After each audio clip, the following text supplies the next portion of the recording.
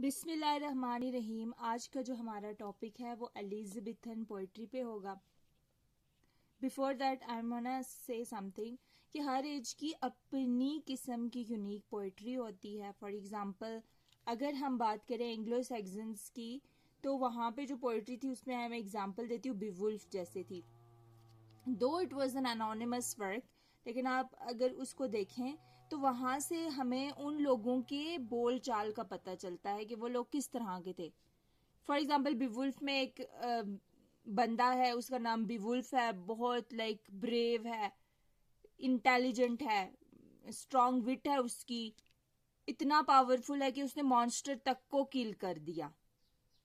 तो ये क्या बताता है कि एंग्लो सैक्सन सोसाइटी में किंग और लीडर उसको सिलेक्ट किया जाता था जो कि ब्रेव थे, जो कि स्ट्रॉन्ग, जिनकी विट होती थी। और ये स्टोरी लाइन क्या सिंबलाइज करती है बीवुल्फ की? ये सिंबलाइज करती है कि वहां के लोग कहानियों में कितना इंटरेस्टेड थे। ऐसी कहानी जो कि रियलिटी बेस्ड ना हो, ऐसी वो सुनते सुनाते फिरते थे। जनरेशन टू जनरेशन इनकी स्टोरीज चलती रहती थी। कहने का ये मकसद है कि हर एज में जो पोएट्री होती है ना, वो उस एज का रिफ्लेक्शन होती है। फॉर एग्जाम्पल अगर हम बात करें मिडिल एजेस की, वहां पे एक वर्क है कैंटरबरी टेल, चौसर ने लिखा है ना, जॉफरी चौसर ने।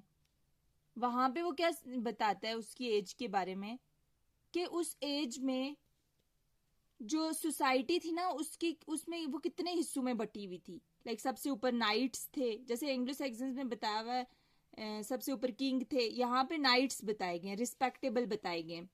नाइट्स के बाद बताए जाते थे, यहाँ पे चर्च की एक्सपोजिशन बताई हुई है, चर्च को एक्सपोज किया हुआ है कि कैसे करप्शन होती थी। तो ये क्या रिफ्लेक्ट कर रहा है कि वहां की सोसाइटी कैसी थी। अब हम किसकी बात करें? एलिज़ाबेथन पोइट्री की, रेनेसां एज की।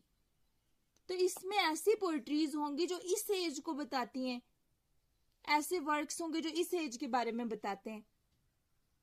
मैं आपको बताना क्या चाह रही हूँ कि अगर आपने किसी भी यानरा को स्टडी करना ना, यानरा क्या होता है, किसी भी एज के पोएट्री को, प्रोज को, नॉवल को, ड्रामा को, तो आप ये ना देखो डायरेक्ट उस पर जंप नहीं करना। फॉर एग्जाम्पल अगर ये कहें कि एलिज़ाबेथन में ड्रामाज बड़े फेमस थे, तो कुछ पढ़ा ही नहीं, पीछे से डायरेक्ट आप ड्रामाज पे जंप कर रहे हो, तो that is not a proper solution.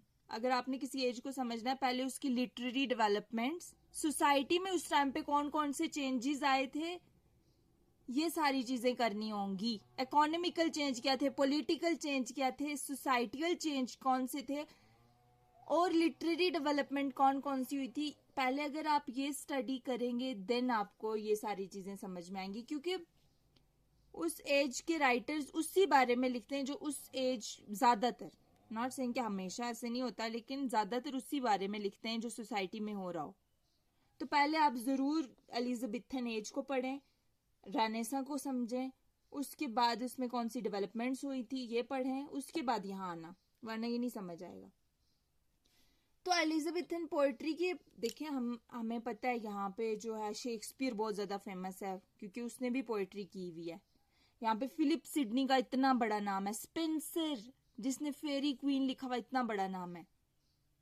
लेकिन इतने बड़े नाम तो बहुत बाद में आते हैं, उससे पहले क्या आता है ये आज हम डिस्कस करेंगे कि एलिज़ाबेथन पोएट्री को स्टार्ट किसने किया था। हम उसको इग्नोर कर देते हैं, हम स्पेंसर को स्टडी कर लेते हैं, फिलिप सिडनी को, लेकिन हमें पता ही नहीं कि ये स्टार्ट कैसे हुई थी। ये पता है कि ब्लैंक वर्स मार्लोव ने कितने अच्छे से यूज की हुई है, ये सबको पता है।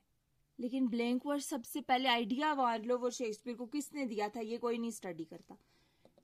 स्पेंसर की सोनेट्स इतनी फेमस हैं, शेक्सपियर की सोनेट्स इतनी फेमस है, अपनी अपना टाइप उन्होंने लिखे हुए। स्पेंसेरियन सोनेट्स होती हैं, शेक्सपियरियन सोनेट्स होती हैं, लेकिन ये नहीं पता कि पहली बार सोनेट का आइडिया कहां से आया था। तो ये आज हम डिस्कस करते हैं। सबसे पहली पोएट्री जो कि sir Thomas Wyatt Earl of Surrey, ये दो बंदे थे. ओरिजिनेटर कहते हैं इनको एलिजाबेथन पोएट्री का. Who was the originator of Elizabethan poetry?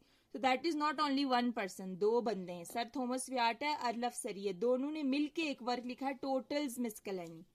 कहते कि एलिजाबेथन पोएट्री की शुरुआत कौन से वर्क ने की थी? टोटल्स मिसकलेनी. किसने लिखा हुआ? Sir Thomas Wyatt, Earl of सरी ने. ये बात क्लियर हो गई. इसके बाद में हम डिस्कस करेंगे ये इन राइटर्स को. ये जो बड़े बड़े नाम है ये बाद में डिस्कस करेंगे. पहले ये बात बहुत जरूरी है. कब प्रोड्यूस हुई थी? 1557 में. ये बहुत इंपॉर्टेंट बात है. ये तीनों ओरिजिनेटर कौन थे, कौन सा वर्क था, कौन सी डेट थी, ये बहुत इंपॉर्टेंट है. इन्होंने ही ब्लैंक वर्स का कॉन्सेप्ट दिया था जो लेटर ऑन मार्लो, शेक्सपियर ने यूज किया हुआ है. ब्लैंक वर्स का सबसे पहले कॉन्सेप्ट किसने दिया हुआ है? इन दोनों ने. सबसे पहले पेट्रार्कियन सोनेट किसने यूज की थी? इंग्लिश में किसने लाई थी? इन दोनों ने. लेटर ऑन उन सोनेट्स को बाद में शेक्सपियर ने अपनी शेक्सपियरियन सोनेट बना दी, स्पेंसरियन ने स्पेंसरियन सोनेट बना दी, उसी पेट्रार्कियन सोनेट से सीख के, जो कि सबसे पहले इन दोनों ने यूज की थी. हो गया क्लियर? उसके बाद फिर भी अभी हमने स्पेंसर, सिडनी, इन पे नहीं आना. उससे पहले एक और बंदा है जो कि इंपॉर्टेंट है, थॉमस सैकवाइल.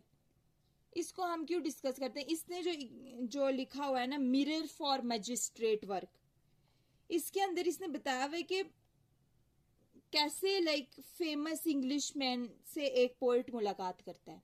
इसके अंदर क्या डिस्कस हुआ मिरर फॉर मैजिस्ट्रेट में, कि एक पोएट है वो कैसे बड़े बड़े इंग्लिशमैन से मीटिंग्स करता है और कैसे उनको हाईलाइट करता है जो सोसाइटी के अंदर विक्टिम्स हैं और कौन से अनलकी चीजें हैं. ये सारी चीजें इसमें डिस्कस हुई हुई हैं. क्या मतलब? ये सोसाइटी को बता रहा है कैसे फेमस इंग्लिशमैन से एक पोएट मुलाकात करता है. इसके अंदर क्या डिस्कस हुआ मिरर फॉर मैजिस्ट्रेट में, कि एक पोएट है वो कैसे बड़े बड़े इंग्लिशमैन से मीटिंग्स करता है और कैसे उनको हाईलाइट करता है जो सोसाइटी के अंदर विक्टिम्स हैं और कौन से अनलकी चीजें हैं. ये सारी चीजें इसमें डिस्कस हुई हुई हैं. क्या मतलब? ये सोसाइटी को बता रहा है, सोसाइटी की रिफ्लेक्शन कर रहा है, इसलिए ये बहुत फेमस है. लेकिन इसकी मेन वजह क्या है फेमस होने की? ये वैसे इतना ज्यादा फेमस नहीं है जितने सर थॉमस व्याट और अर्ल ऑफ सरी हैं. क्यों? क्योंकि ओरिजिनेटर है. ये क्यों फेमस है? ये किस चीज में इन दोनों से अच्छा है? तो वो है पोएटिकल टेक्निक में.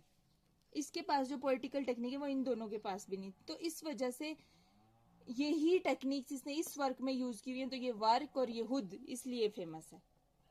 बाद में हम डिस्कस करेंगे फिलिप सिडनी को और स्पेंसर को नेक्स्ट वीडियो में. Thank you so much.